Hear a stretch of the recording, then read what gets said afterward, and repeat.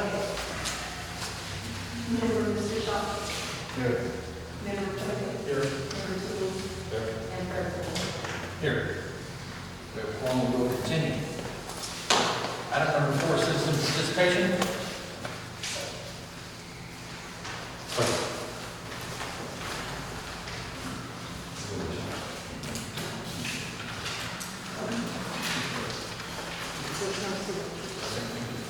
No.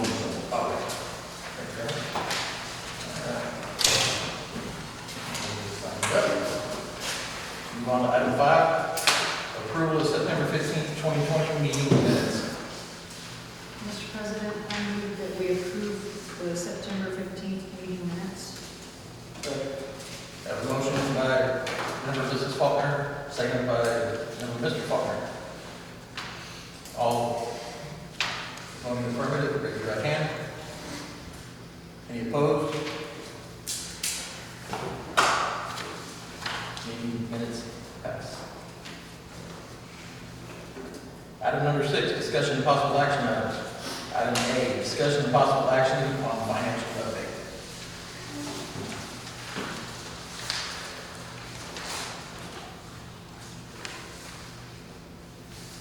Okay, so we have the September statement and balance. So the beginning balance for September was $79,298.39, with deposit of the sales tax and interest was $6,501.38. There was a couple checks written, so the final balance was $83,354.48.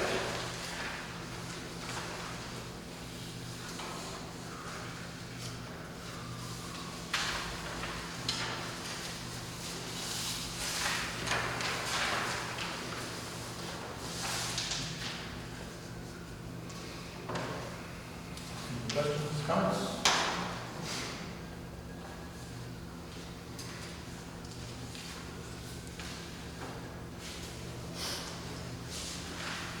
Moving on, item 60, discussion and possible action on possible changes to the budget. Okay, at our last meeting, we had a discussion, about amending the budget, due to changes to the city budget when they, went ahead and, were forced to take the 2 police cars we were, wanting to purchase out of the budget. That left us in a situation where the board had approved $45,000 for the equipment for those vehicles, but without the vehicles, it doesn't make much sense to purchase the equipment. So discussions that we had with the city attorney was a recommendation for to wait till after October 1st when the adopted budget took place, and then move forward with a budget amendment changed as follows. Instead of spending the $45,000 on the equipment, take $10,000 from the budget, add it to that to bring that $45,000 to $55,000, which has been traditionally enough to purchase a new vehicle and outfit it. Now, this is, like always, a combination of equipment that is in the current vehicle that we will strip out and decommission, such as radio, radar, camera systems, computer systems, all the rest of that, to transfer it over into the new vehicle.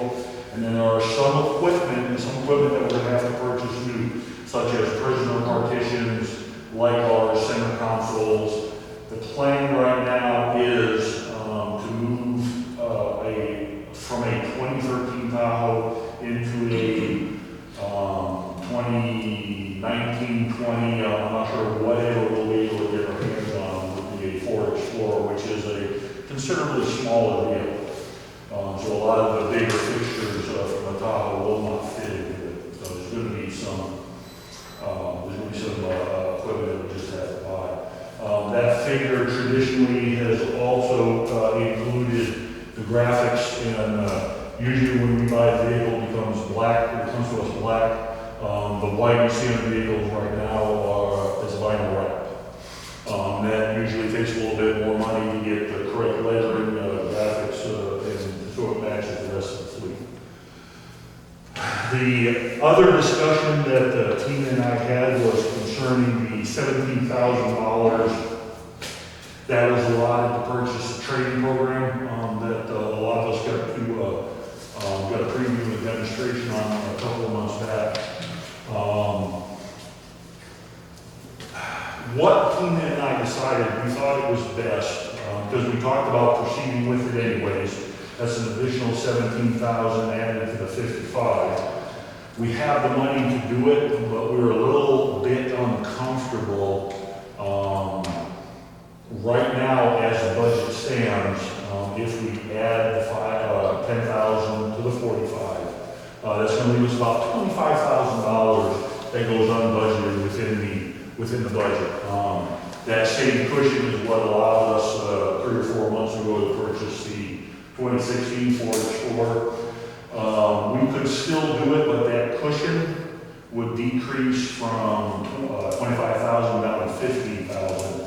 Both she and I were just a little uncomfortable taking that cushion down that low, just in case something bigger happens further down the road.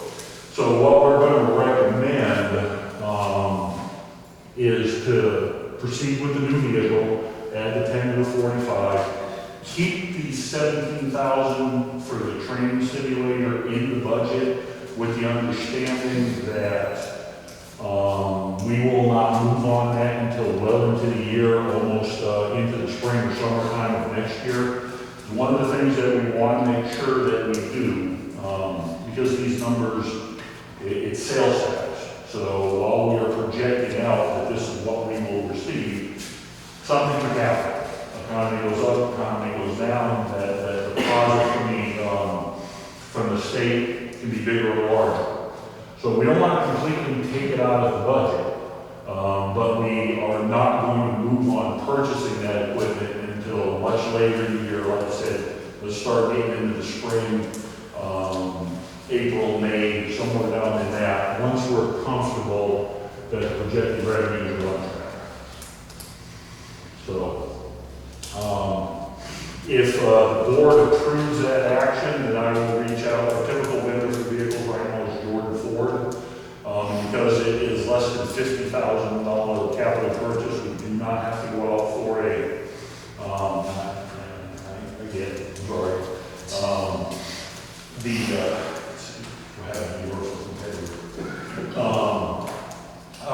Because it's less than $50,000, we don't have to go for a competitive bid or buy build or anything like that.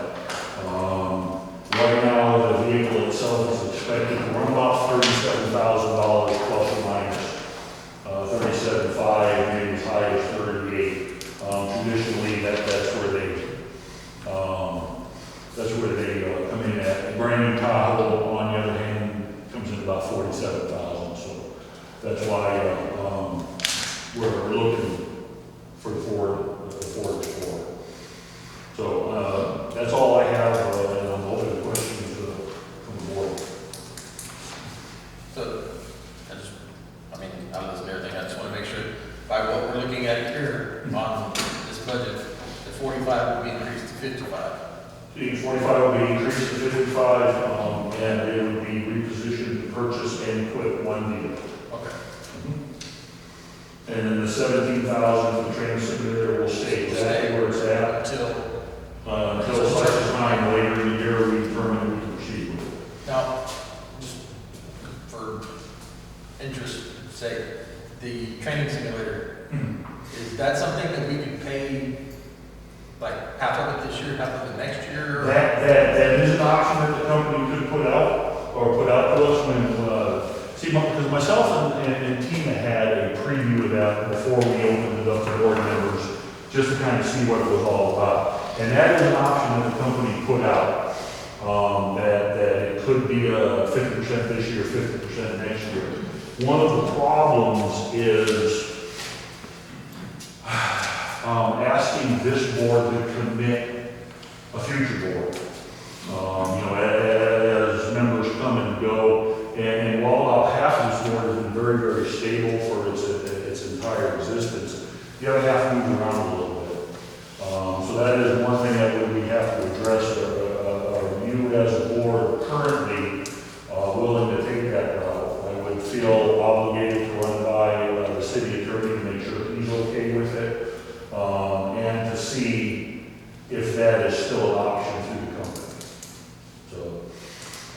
Tina and I did talk about that, she came up with a really, really good idea. If that is agreeable to all parties, is to still hold off on it till much later in the year, and then do a half a payment, and then first of October of next year, look for the second payment. Right. So it is definitely within the realm of possible. And it protects that cushion, say something pops up, you know. Yes. Like with a vehicle in the end, or, you know, something Yeah, like that. something like that happens, some unforeseen, circumstance that, I come back to the board and ask for assistance on. So. The question I would have as far as the simulator is concerned, being military background, I've been through a lot of them. Was there a lot of research into which one you? Oh, yeah, absolutely. This, Some of them can be too advanced, and it might scare the officer versus making them more intelligent. correct. And we did look at several, and myself and some of the more senior officers, for those of us in the military, we've had a lot of experience with the 2D, you know, it's just a screen that you stand in front of and you interact with what's on the screen. Alamo Council of Governments, the Law Enforcement Academy has a 300-degree simulator. It's 300, right? Yeah. So it's a series of screens that go almost in a complete circle. You enter a door and you're kind of immersed in it. The difference with this one, where it differs from other simulators, is this one uses VR goggles. So when you're standing there and you look around, it doesn't matter what way you look at, you're in the scenario. Even right to the point where the one scenario he ran me through, I looked over at the patrol car, and they had taken the time to make sure it looked like our black and white Dodge Charger. So they went a lot into that. The other really big feature